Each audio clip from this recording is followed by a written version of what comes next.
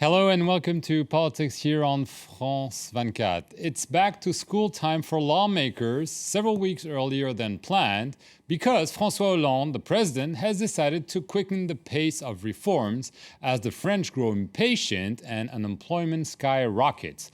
Lots of new bills to swallow, first and foremost to boost employment, but also about housing and about Europe. Today we have two senators on the set. Fabienne Keller, who is from the Conservative Party, the UMP, and Richard Young. Welcome to both of you. Hello. So François Hollande, the president, has made it clear that the cure will be painful and that austerity, well, he might not use that word, is here to stay. However, last Sunday on national television, he promised that by 2014, the skies would begin to clear over France. François Hollande vows to revive the French economy within 2 years, and that, he says, involves a swathe of new taxes. France's finance minister rallied to his cause. The president in his TV appearance, and it was an important statement, set the course. He said two things. One is that we have to address unemployment, that's a priority, and secondly, we must deal with the debt. Those things are not contradictory. The UMP opposition dismissed Hollande's package as unrealistic. They say his cocktail of 30 billion euros in spending cuts and tax hikes will only steer France to the wall. There will be higher unemployment in 2 years' time. France will be in recession. There's a fire. We need energetic measures. He's proposing absolutely none. The far left says Hollande's measures spell doom. New taxes are a way of imposing austerity. 30 billion euros withdrawn from circulation in France. That necessarily, inevitably, absolutely spells collapse. It means the country will enter recession. The leader of the far-right National Front heaped scorn on Hollande, saying he was just a continuation of Sarkozy, but in a different style. We've gone from agitated powerlessness to limp powerlessness. Parts of the French press appear to agree with that assessment. Certain editorials say Hollande now looks more like his predecessor, Nicolas Sarkozy. Richard Young, François Hollande resembles Nicolas Sarkozy, some people think. What did you think? He announced blood, sweat and tears, basically, Sunday, 30 billion in taxes, less growth, and 2 years that will be very, very difficult.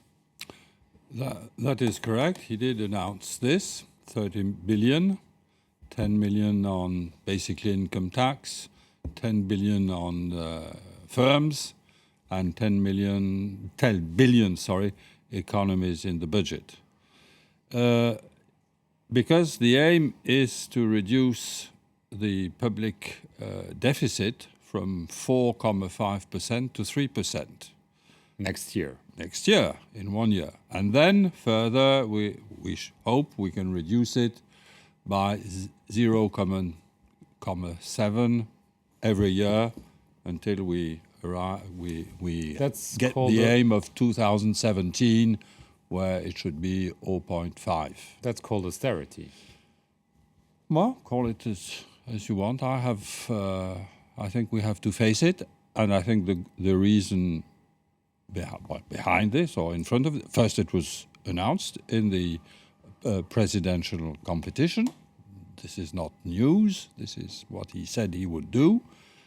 And I think the reason is that the first expenditure in the French budget today is what we have to pay back the debt. That is 50 billion every year. This is as high as the education budget. So we have to face it. I think we have no choice. It is true that the Conservative also set along those lines, but he also said he wanted to tackle the unemployment, and he made several proposals in employment. Right. Well, we'll come back to that. Fabienne Keller, you should be happy. You know, if a socialist president speaks like a conservative one and takes similar measures, you must be smiling. Yes, she May is I smiling. correct a little bit what was said? What Mr. Hollande promised, for example, on the tax question, was a tax reform. We are still expecting. We haven't seen any proposition on that, but we have seen the middle-class people and employees paying. He promised that the rich people would pay, and all the French people are going to have lower revenues. We were expecting important measures on education or environment. This is why a majority of French people voted for Mr. Hollande. Nothing for the beginning of the school year here concerning the education sector.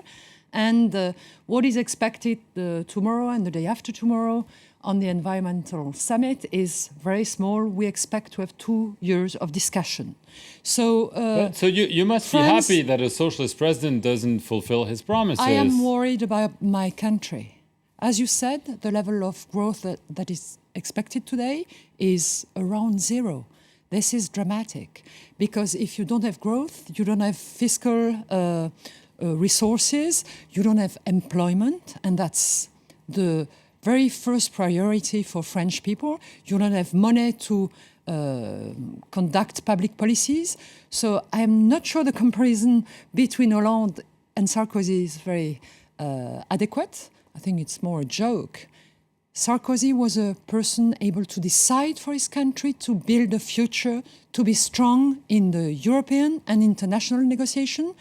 Mr. Hollande, we are still waiting, and on a lot of very important subjects, he's telling us the scale, the time scale, and no decision. I'm not sure France can wait longer. I just want, before I get to it, there was this notion in many reports and in some polls that François Hollande was taking his time and was not at the forefront. And in that same primetime interview on Sunday, he clearly announced that he was the president and that the buck stops with him. Let's take a listen to François Hollande. I am for a presidency of action and movement, so I will be fully engaged in the battle I'm starting against unemployment and the debt. You know, I've never considered that the Prime Minister should be a collaborator or without powers. I need a team and he's supervising it. But at the same time, I don't hide from my own responsibility. I'm not hiding behind the Prime Minister. I'm on the front line and I will explain myself to the French on a regular basis. Different François Hollande after 4 months already? Well, I think the difference in style is clear. It's not very useful to discuss about the merits of Mr. Sarkozy. The French people have made a choice in last May, so let's get on with things. Well, either he takes time to reflect and make proposals and people criticize him, or we propose some bills which are currently in discussion in the parliament, and then people say, oh, what are you doing? This is coming too fast, and so on. So, of course, as soon as you're in power, you are criticized for whatever you do.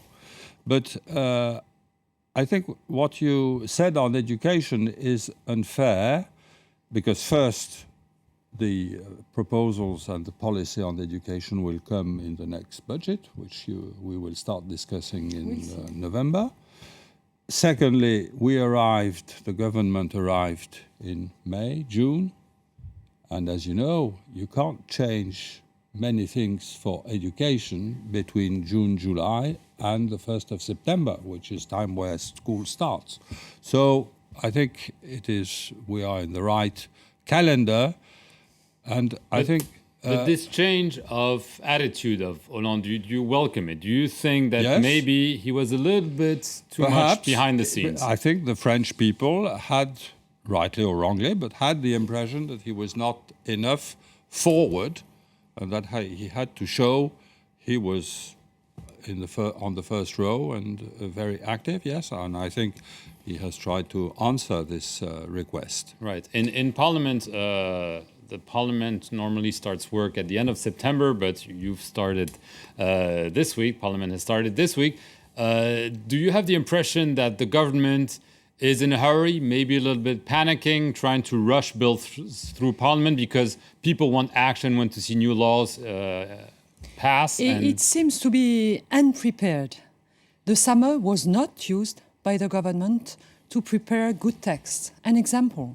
We have this law on the table of the Senate concerning social housing. We were not able to discuss it in the Commission because the text was not ready early enough. It was only presented at the Council of Ministers last week. This means that the text contains mistakes.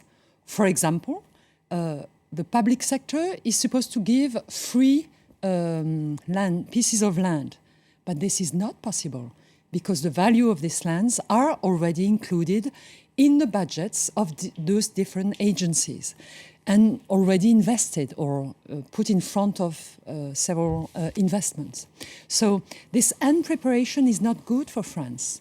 And we can see that there is not enough big lines, a vision of what is necessary for France so that the tool of law and the discussion can take place in the political manner, of course, but constructive, to have good laws for France to be prepared to very important issues such as housing, education, fiscal, budget balance.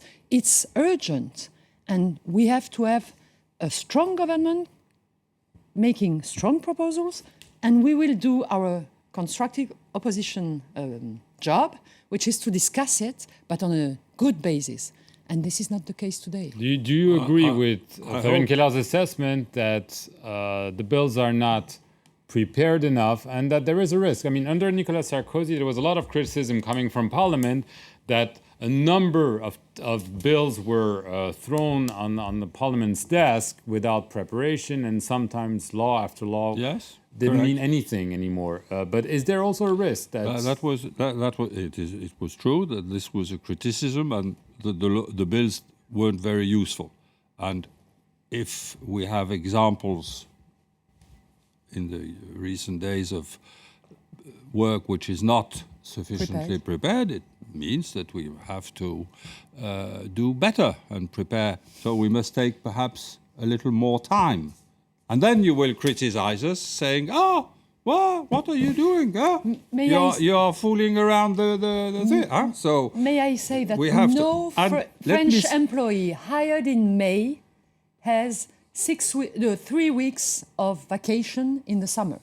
The French president decided to take off. This is childish. This is 3 weeks. This is not constructive opposition. This is not understandable. This is this is what normal people say, because this is how they perceive it. On the housing bill, perhaps the work has not been sufficiently prepared, and I have heard of a list which was not a correct list. The list is wrong. But which was the list of the land that is supposed to be free is just wrong. But the real problem is not there. The real problem is that you, the Conservative, you have been very obstructive for construction of social housing. That's not true. All your cities have resisted the fact that you must have 20% of social houses.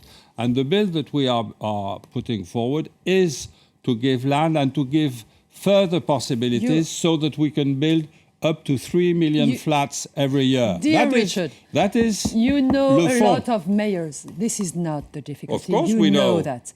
The real point, in the west of Paris, and that was good news that the state, the country takes care of it, is do we have land to build houses? Okay. But the solution is a wrong one, because the list of land is wrong, and the way you think they can be free is just not realistic. You will continue to be obstructive on this. Okay, I want to move on because we only have a few minutes left. One of the big news this week is the future of some factories of PSA, the automotive constructor. And I just want to go back to July 14th, Bastille Day, the traditional presidential interview. And we'll have a listen to what François Hollande said about plans to close a big factory near Paris. And we'll hear also from François Hollande this week after, well, it seems that the factory will indeed be shut down. You're asking me the question, can the state remain indifferent? No. The state will not allow this. So I consider this plan unacceptable. It's a job for everyone, and one that needs to be done so that the number of job cuts can be reduced. And the authorities will do everything we can to reduce the size of these layoffs.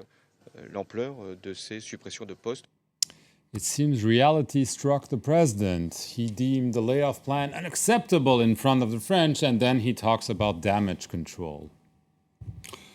Well, true. I think, first, in terms of industry, that the government can do a few actions, can have some actions, but can't do everything. That's the first thing. And the second observation I can put forward is that what they are trying to do with this Peugeot plant near Paris is to find alternative jobs to create on the site, which is a very huge industrial site. Can they succeed? I hope they can. Just so quickly, Fabienne, what's your take on this? Obviously, it's a sad development, but it seems that the socialists are now facing the reality that plants are shutting down. It's time for them to face the economic reality. Unfortunately, on the 14th of July, I think our president did not realize what the real situation of France was. It happens that I am elected from Alsace, where we have a very big plant of Peugeot, 9,000 employees. And I visited it end of June. The level of commands was at 60% of the capacity of the firm. This is not sustainable in the long term. And it happens that Peugeot resisted to relocalize jobs. They really tried hard to keep the jobs in France. And now they are at the limit of this strategy. And we really have to be confident in the people that are leading the firms. They don't want to kill the jobs. They work with their workers. So we have to be with them when they have to adapt to markets and, of course, encourage them to develop employment, but do not consider them as enemies. On the contrary, and I am glad that at this beginning of the new parliamentary year, the president changes his mind about the industry, and I hope that all the governments will do as well, because employment, big priority, and only enterprises are creating it. Okay, that's correct. We have to stop it there. 2 words. I just wanted to say that in his interview, the president put forward a proposal to discuss between the unions and the employers, precisely on flexibility and preservation of employment. And this is a very important move. Interesting change in his speeches. Okay. End of story for today. Thank you very much. You can debate probably in Parliament, and you're more than welcome to do so again on this set. Thank you for watching Politics here on France 24.